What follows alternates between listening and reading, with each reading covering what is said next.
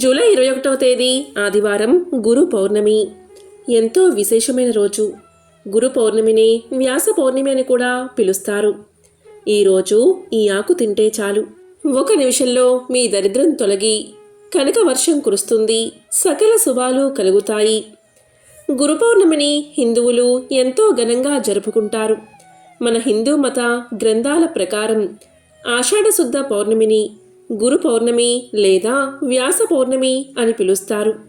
ఇదే రోజు వ్యాస మహాముని జన్మదినం కాబట్టి ఈ రోజును మహాపర్వదినంగా అనాది కాలం నుండి భావిస్తున్నారు. ఈరోజు వ్యాసుణ్ణి పూజించేవారికి అష్టైశ్వర్యాలు చేకూరతాయని ఒక నమ్మకం.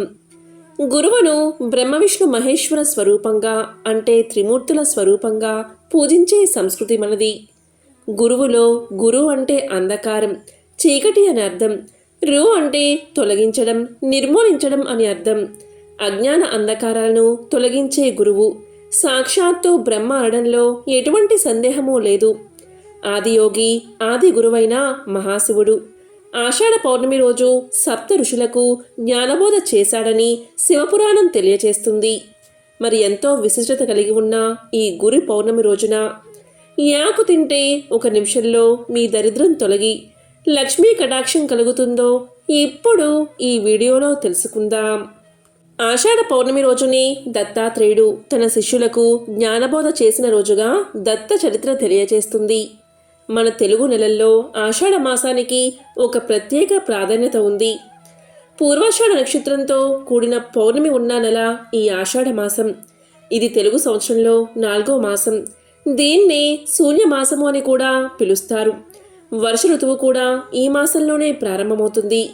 పౌర్ణమి రోజు చంద్రుడు ఉత్తరాషాఢ పూర్వాషాఢ నక్షత్రాల సమీపంలోకి వచ్చే నెల ఈ ఆషాఢ మాసం. అలాగే ఉత్తరాయణ పుణ్యకాలం పూర్తయి సూర్యుడు మిథున రాశి నుంచి కర్కాటక రాశిలోకి ప్రవేశిస్తాడు. దాంతో దక్షిణాయనం మొదలవుతుంది. ఏ వ్యక్తికైనా మొదటి గురువు తల్లి, ఆ తరువాత మనకు జ్ఞానాన్ని అందించి ఏది మంచో ఏది చెడో చెప్పేవాడు గురువు. అలాంటి గురువును పూజించడం కోసం నిర్ణయించిన తిథి ఈ గురు పౌర్ణమి. గురువు అనే పదానికి అజ్ఞాన్ని నశింపచేసేవాడు అనే అర్థం వస్తుంది. అజ్ఞానమనే చీకట్లు తొలగించి మనలో జ్ఞానజ్యోతిని వెలిగించే మహోన్నత వ్యక్తి అంటే గురువే. గురువు బ్రహ్మ విష్ణు మహేశ్వర స్వరూపం. అందుకే గురు బ్రహ్మ, గురు విష్ణు, గురుదేవో మహేశ్వరః, గురు సాక్షాత్ పరబ్రహ్మ, తస్మై శ్రీ గురువే నమః అంటూ భారతీయ సంస్కృతి గురువును త్రిమూర్తులతో పోల్చింది. ఎంతో పవిత్రమైన ఈ గురు పౌర్ణమి రోజు పూర్ణ చంద్రబలంతో చంద్రుడు ఉంటాడు. చంద్రుడు మనఃకారకుడు. పూర్ణచంద్ర బలంతో చంద్రుడు ఉన్నప్పుడు మనసు పరిపరి విధాలుగా ఆలోచిస్తుంది. ఈ సమయంలో సముద్రం ఆటుపోట్లకు గురవుతూ ఉంటుంది.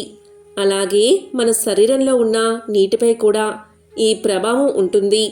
అందువల్ల మనసు నిలకడ లేక పరిపరి విధాలుగా ఆలోచిస్తుంది. మన విజయాలకు కారణం మన ఆలోచనలే.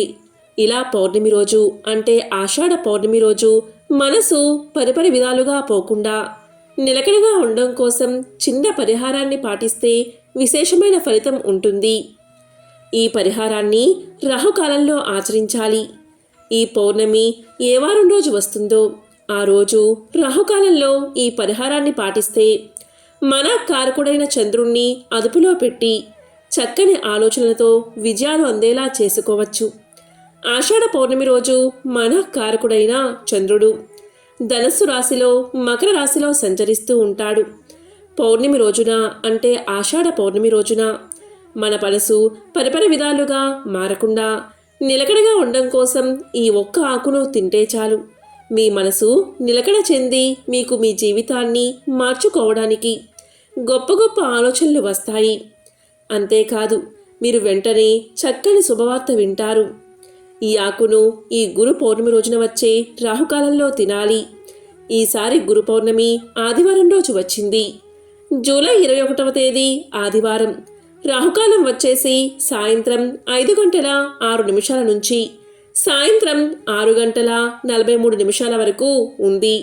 ఈ గంటన్నర సమయంలో మీరు ఈ ఆకును తింటే చంద్రుడి చెడు ప్రభావం మనసుపై పడకుండా ఉంటుంది. అంతేకాదు ఈ ఆకు తినడం వల్ల మీ జ్ఞాపక శక్తి కూడా అభివృద్ధి చెందుతుంది. ఆరోగ్యపరమైన సమస్యలు కూడా తొలగిపోతాయి. గురు పౌర్ణమి రోజున రాహుకాలంలో లేదా రాహుకాలం ప్రారంభం కాకముందే ఈ ఒక్క ఆకును తెచ్చుకోండి.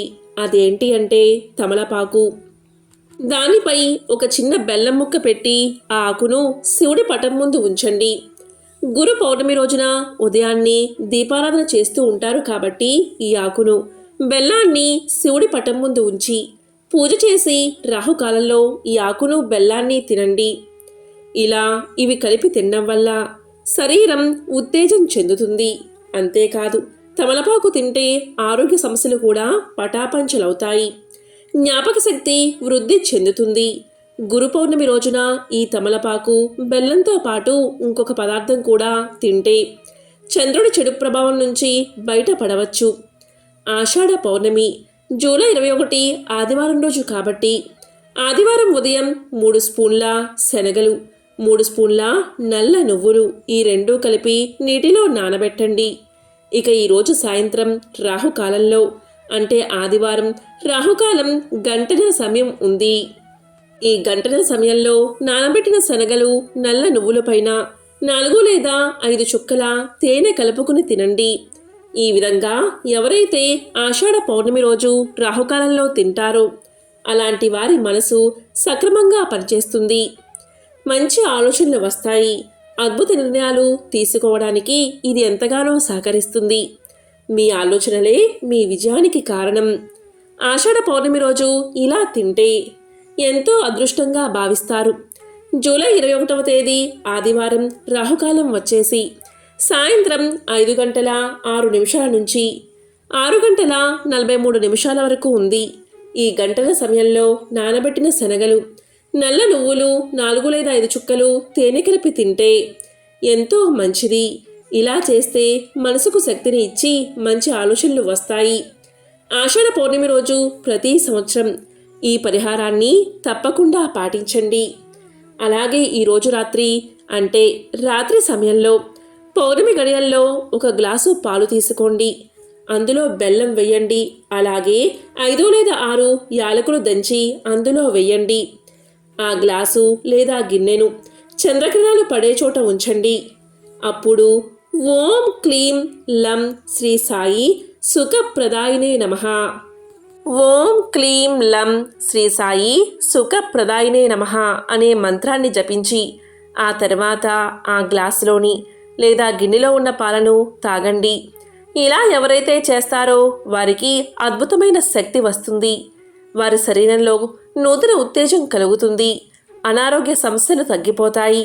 ఈరోజు ఎవరైతే సూర్యోదయం వేళ ఉపవాసాన్ని ప్రారంభించి సాయంత్రం వరకు ఉపవాసం ఉండి సాయంత్రం అయ్యాక ఉపవాసాన్ని ముగించి ఆహారాన్ని స్వీకరిస్తారో అటువంటి వారి పాపాలన్నీ అగ్నిలో పడిన దూది మాదిరిగా నశిస్తాయి.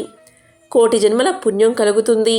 ఈరోజు సాయంత్రం 6 గంటల సమయంలో ఎవరైతే పూజా మందిరంలో ఆవు నేతితో దీపారాధన చేస్తారో అటువంటి వారికి భోగభాగ్యాలు కలుగుతాయి, అష్టైశ్వర్యాలు కలుగుతాయి.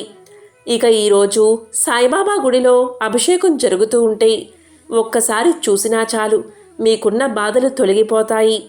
ఆర్థిక ఇబ్బందులు ఉన్నవారు, ఆదాయం లేక ఇబ్బందులు పడుతూ ఉండేవారు గురు పౌర్ణమి రోజు శనగలు తీసుకుని వాటిని దండలా కట్టి ఆ దండను దత్తాత్రేయుల వారి మెడలో వేయండి. ఇలా చేస్తే అఖండ లక్ష్మీ కటాక్షం కలుగుతుంది, అష్టైశ్వర్యాలు కలుగుతాయి. ఈ గురు పౌర్ణమి రోజు ఇంట్లో పిల్లలు దక్షిణామూర్తి పటం ముందు తెల్లటి పుష్పాలు ఉంచండి. తరువాత పటికీ బెల్లాన్ని నైవేద్యంగా సమర్పించి నమస్కారం చేసుకోండి. ఇలా చేస్తే దక్షిణామూర్తి అనుగ్రహం వల్ల మీరు చదివే విద్యలలో తిరుగులేని విజయాన్ని సాధిస్తారు.